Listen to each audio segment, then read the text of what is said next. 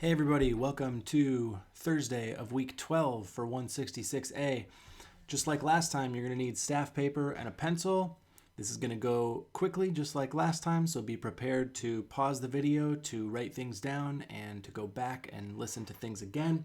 We're going to start off with rhythm today and start talking about quintuple meters. So we're talking about 5 beats to a bar, 5/16, 5/8, 5/4.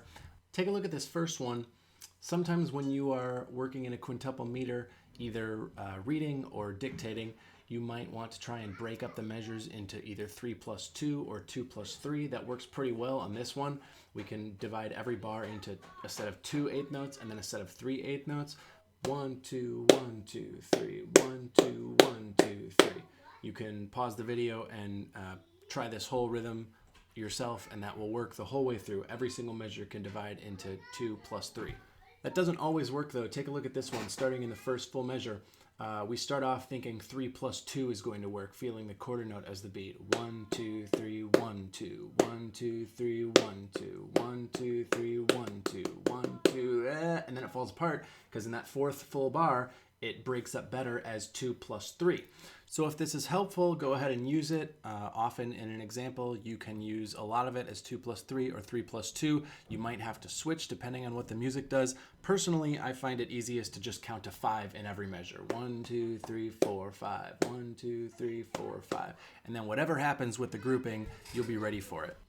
So let's go ahead and do a rhythmic dictation in 5/8. Go ahead and pause the video and copy this down without the rests. You might also want to put in tick marks above each measure to show you where each of the 5 beats lands in the measure. I'll only play this one time, so after you hear it, pause the video and go back for repeated listens. Here we go. 1 and 2 and 3 and 4 and 5 and...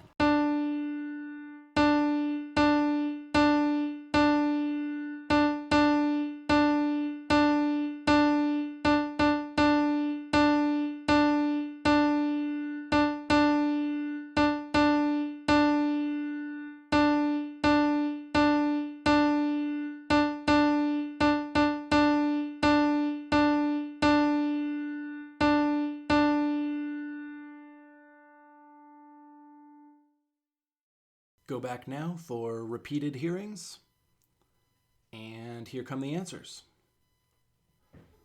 As always, a good way to practice this is to spend time singing these types of rhythms. If you are looking at your sight singing book, page 198 is where the quintuple meter practice examples start. I would encourage you to just put a metronome on and go straight down the line and practice all of these on page 198 and 199. All right, let's go on to compound intervals. I'm going to go ahead and introduce the last two, the major 14th and the minor 14th today, and then we'll continue to practice with these going forward. The 14ths are equivalent to the simple interval of the 7ths. So as you can see here, the notes that make up a minor 7th, in this case D to C, are the same 2 pitches that make a minor 14th. Just add the octave separating them.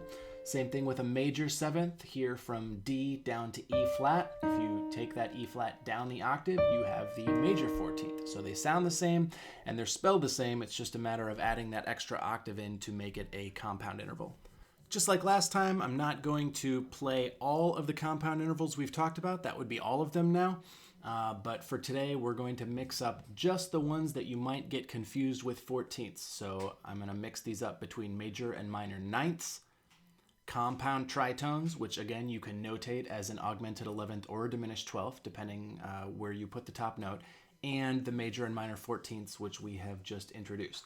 So go ahead and copy these notes down in the bass clef and leave the treble clef empty, no rests, and here we go. First one, above C.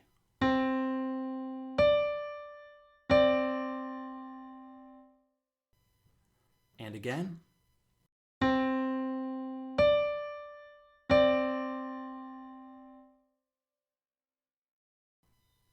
Above D flat.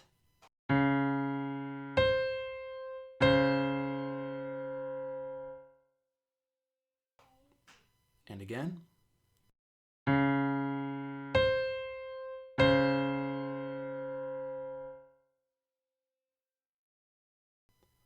Above B.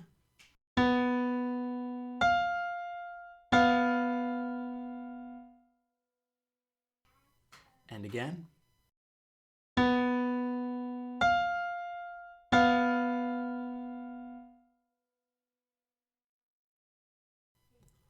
Above D.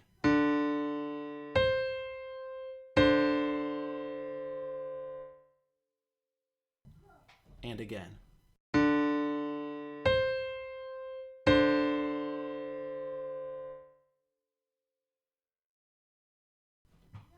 Above B flat.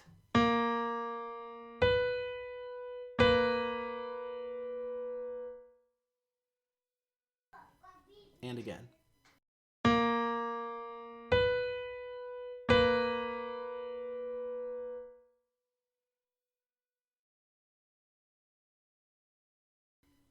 Above E flat.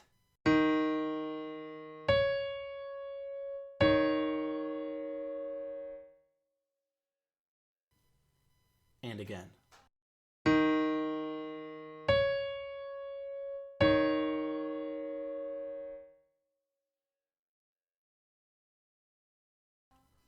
Above A.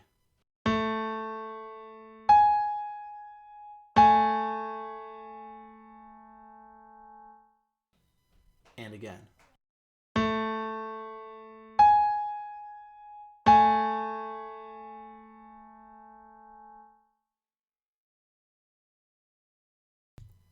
Above E.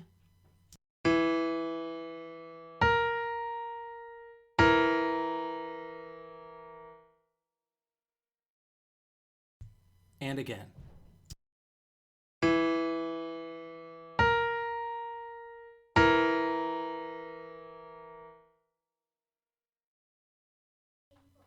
And that is actually it. I forgot to put one for G sharp in the answer key, so here come the answers.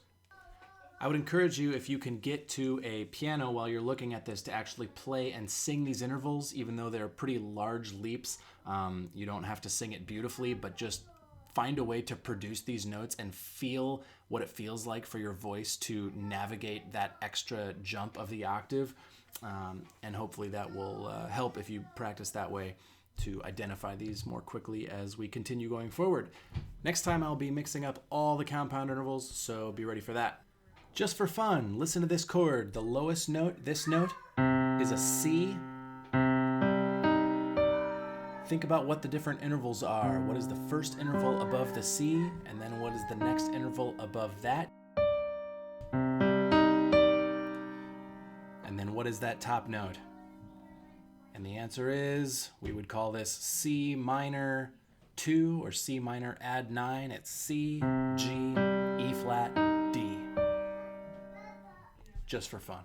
All right, let's go on to some dominant seventh inversions. I'm going to play 5 different chords coming up, and you're going to want to number 1 through 5. You don't have to notate anything, just say whether it is 5-7, 5-6-5, 5-4-3, or 5-4-2. Remember to pay attention to what the lowest note you hear wants to do. So if it's 5-7, that lowest note is going to feel pretty stable, like it just wants to go sol do. In 5-6-5, the lowest note is T. It's the leading tone. It wants to step up to do. In 5-4-3, the lowest note can resolve either up to 1-6 or down to 1 in root position. And in 5-4-2, the lowest note is the chordal seventh, which wants to step down, fa, mi. So number 1 through 5, and here come the chords. Number 1.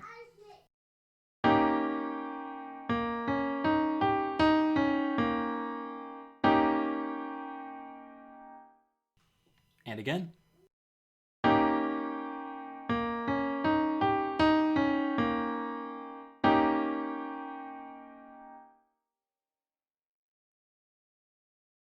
Number 2.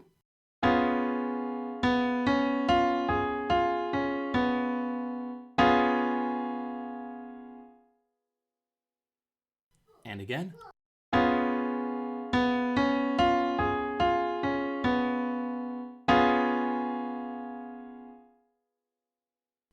Number 3.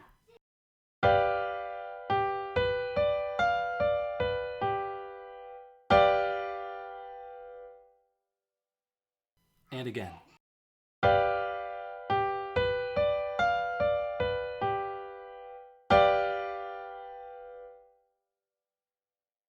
Number 4.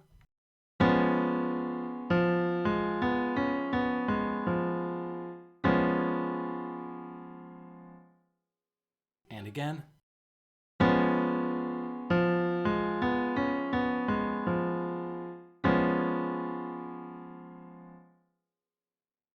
Number 5.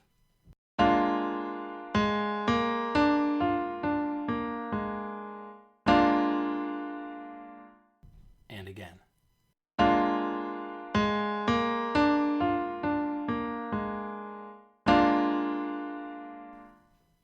Here come the answers. You might want to copy these down and then go back in the video and listen to them all again and see if you can sing that bass note each time and then sing what the bass note wants to do next. If it's a tendency tone, how it wants to resolve. If you're at a piano and you can even play the next chord and sing that resolution, even better.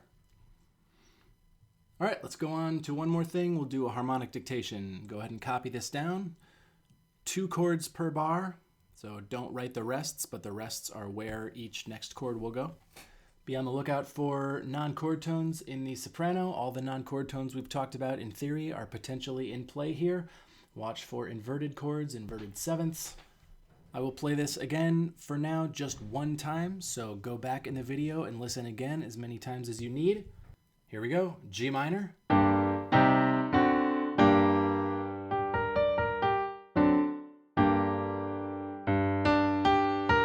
We are in 2-2 cut time, so I'll count in 1 and 2 and. Here we go.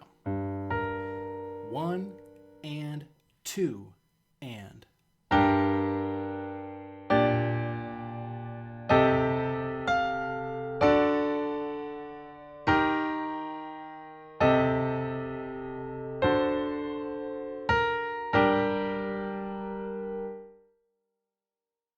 As you go back for repeated hearings, make sure you're really concentrating on thinking horizontally and vertically, separately and together. So the soprano line is a melodic dictation. The bass line is a melodic dictation. And then thinking chord, chord, chord. What is the quality of the chord? Does it feel like it's in root position? If it's not in root position, what are the logical options for what it might be as an inverted chord based on the bass note you have? So go back now for repeated hearings. Otherwise, here come the answers. And the tricky one here was the 2 separate occurrences of 2 half diminished 6/5. So C, Fa in the bass is the 3rd of that chord, A half diminished 7 with C in the bass. That's all for today. Hopefully this has been helpful. Make sure and email me if anything isn't working or if you want me to do anything differently as I continue to make these Tuesday, Thursday lecture videos. Hope you are all doing well and see you next time.